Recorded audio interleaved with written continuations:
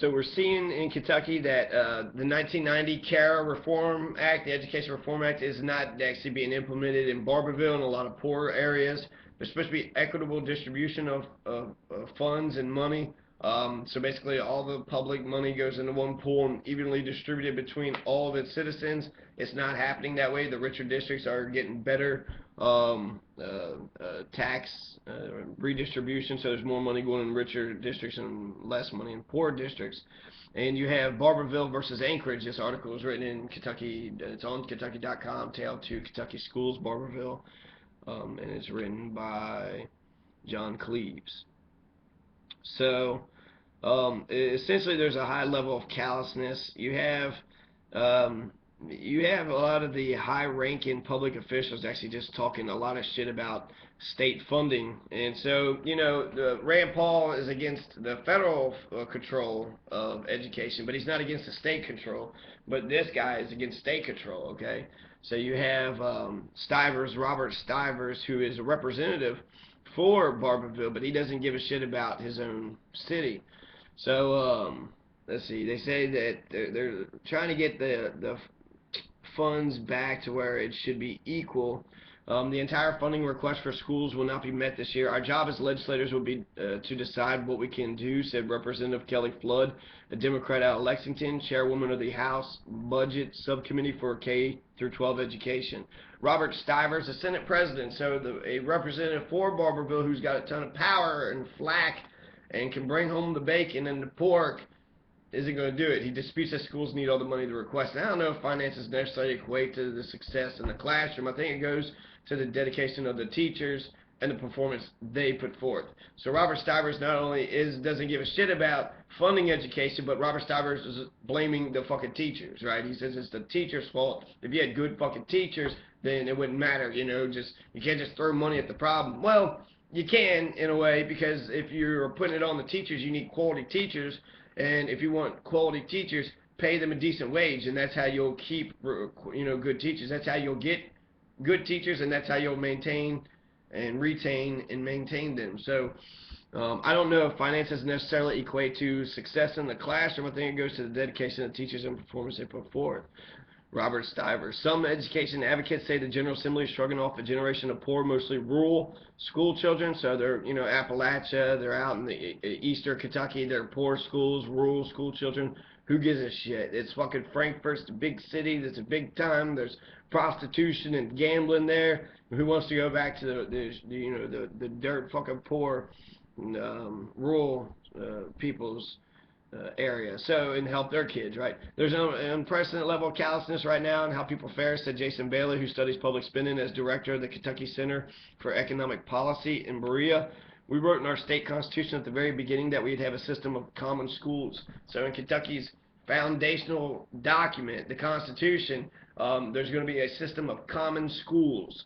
So that wasn't put in the federal government, but it was put in Kentucky's state government. The state government says we will have common schools. I think all of us believe our children should have equal opportunities regardless of where they may happen to live, said Jason Bailey. The legislature didn't pass CARA, which involved a tax increase for greater school spending, until it was forced to do so by 1989 Kentucky Supreme Court ruling. An advocacy group, the Council for Better Education, sued the legislature, arguing that it failed in its constitutional mandate to provide an efficient system of common schools throughout the state. And so that lawsuit would be successful today. Efficient system of common schools throughout the state, so you have to equitably fund these. The court agreed. It's crystal clear that the General Assembly has fallen short of its duty. Chief Justice Robert Stevens wrote for the court's majority. There's a great disparity in the poor and the more affluent school districts. Stevens wrote, can anyone seriously argue that these disparities do not affect the basic educational opportunities of those children in the poor districts? To ask that question is to answer. The quality of education in the poor local school districts is substantially less. The Council for Better Education is asking questions again. The council, composed of nearly every school district in Kentucky, announced last fall that it's preparing a study of school funding in hopes of designing an equitable and adequate system that allows students to be college and career ready. We must have independent verification based on scientific measurement to verify what we already know. We are severely underfunded, said Fayette County School Superintendent Tom Shelton, president of the council, in an email last fall to his fellow superintendents. We could do more. So, Barber School Superintendent Larry Warren is walking the halls, sticking his head in the classrooms. Poverty, joblessness, drug addiction in surrounding Knox County destroyed many families, making it hard to reach kids. Warren said, yet the loss of outside funds mean we had to cut way back on services such as after-school tutoring for at-risk students. Seems like the school board of Knox County and Larry Warren, the superintendent of Barberville Independent School, needs to talk to their fucking Robert Stivers representative and needs to say, hey, you're our public servant. You need to do what we want you to do. He's representing Barberville really badly in Frankfort, and I don't know if anybody, in Barberville knows about this. So, and essentially that's what obstructionists do. That's what Mitch McConnell is doing. Mitch McConnell is being an obstructionist asshole. So the strategy is this: when it comes to opposing Obama and Obamacare, Mitch McConnell and Rand Paul and the Republicans are all united. Or they were united for a long ass time. There's a break in the dam. But you have Mitch McConnell's idea was to be an obstructionist fucking dickhead to let Obama get nothing of what he wanted passed, and so the economy would collapse on America, and then once the economy collapsed on America, it would be a bad year for Obama, and then Republicans can be elected into office forever. So his intention was for America to fail, which Rush Limbaugh even said, like, of course I want America to fail. I mean, I want Obama's policies to fail, which indirectly means I want the whole country to fail, and then once the whole country fails, Republicans can grab the power again and take over, right? And so that was the, and Mitch McConnell thought that the Kentuckians are so fucking stupid that they would fall for this shit, Mitch McConnell thought Kentuckians were so fucking dumb that when it come to voting, that they wouldn't vote for Obama because it would, because of the bad economy. Now, the Mitch McConnell's in Kentucky, so Kentucky didn't vote for Obama, and for whatever fucking reason. It has nothing to do with the economy. The first time they didn't vote for him because he was black, so I'd assume the second time that's probably for the same reason. Which is, embarrassing. But that's the Mitch McConnell way. You got a bunch of fucking racists, as long as you could tell poor white people that they're better than somebody, then they'll fucking, give you their fucking money. They don't give a shit. They just want to feel like they're better than somebody else. And when they're the ones that are on the government dole and they need the money the most. So you have, obstructionist Mitch McConnell just basically praying for America to fail, and then once America fails, then he can blame it on Obama, and then Obama wouldn't get elected. So that was the tactic. That's what he tried. It didn't work.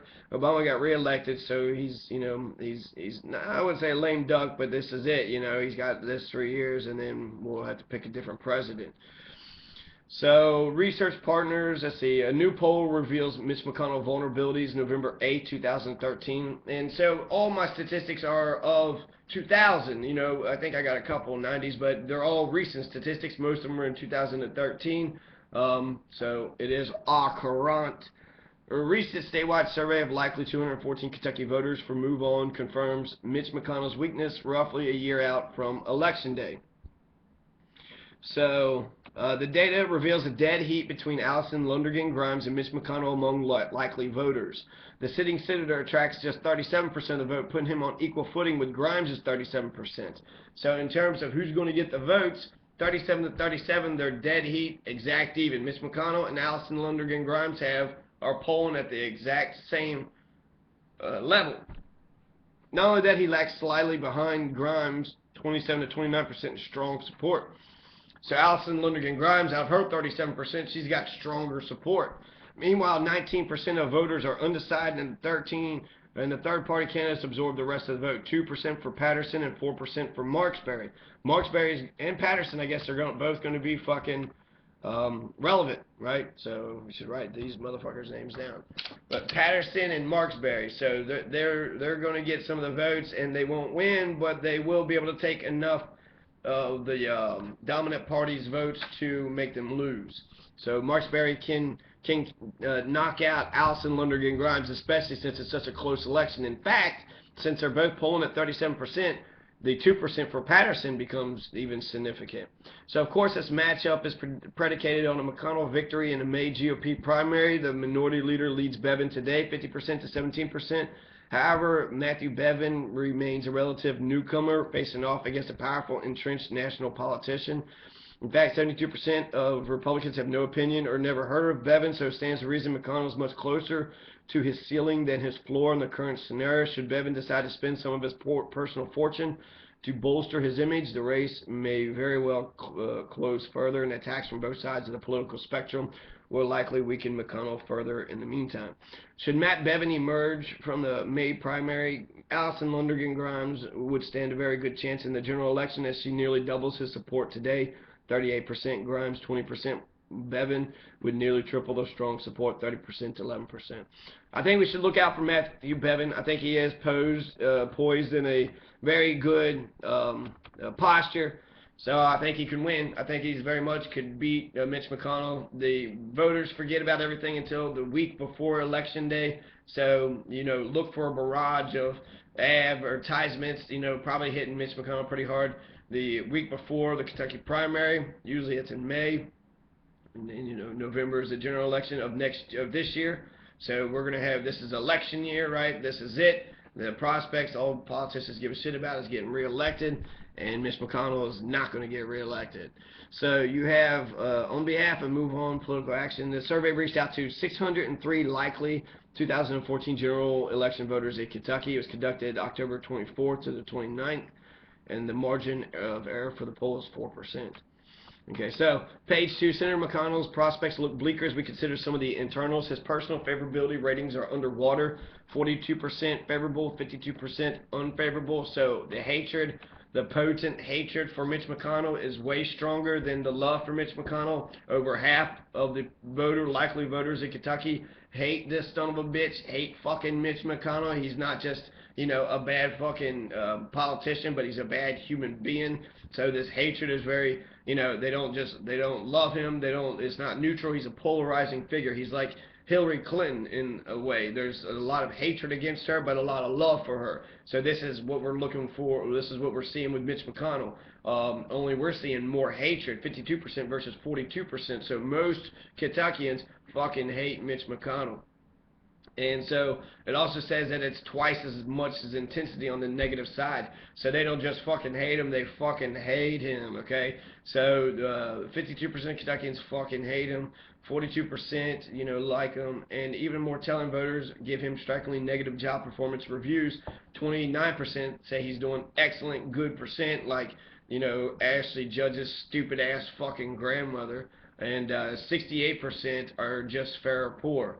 So for the most people, they're saying he's doing a fair or poor job. So they're not very excited about him. When presented with the question of re-electing Mitch McConnell, considering someone else or replacing him, a 43% plurality says that they prefer to replace him outright, while just 27% plans to re-elect him. So when you put him up against Allison Lundergan Grimes, he's getting 37% of the vote. But when you just put him against any fucking person, he's only getting 27% of the vote. So, a plurality is just outright, they would vote for anybody. So the hatred in Kentucky for Mitch McConnell, the 30-year Mubarak, of the fucking dinosaur era, of the fucking, basically the last relic of the old establishment. This asshole brought about the Iraq War. He brought about No Child Left Behind. He brought about, the NSA spying. He brought about the Patriot Act. He brought about, the military-industrial complex, prison-industrial complex. But he did bring some money for the Mitch McConnell scholars at U of L. So the Mitch McConnell scholars, there's some, young Republicans being brainwashed to always be Republican and to always to defend the Western civilization establishment, the white power structure, to be obedient and to not have any morals or principles, but only to get whatever they can get. So undecided voters took increasingly inaccessible for the endangered for the Republican senator. Today, more than 3/4 of undecided voters rate his job performance negatively. So more than 3/4 of undecided voters, that's where he's going to get elected or not elected. He ain't going to get elected. Only 6% of undecided voters believe Mitch McConnell deserves re-election. So of the undecided voters. He's not going to get the independent votes. He's not going to get the undecided. There's too much hatred. He's got to get the Republicans out, and he's got to smash voter. There's got to be voter suppression. So he's going to try to kick out as many people from the polls in Kentucky. So we should have lots of people at the polls making sure that the Republicans are not throwing these fucking votes out. Allison Lundergan Grimes should also focus on the unregistered voter, which makes up the vast majority of Kentuckians.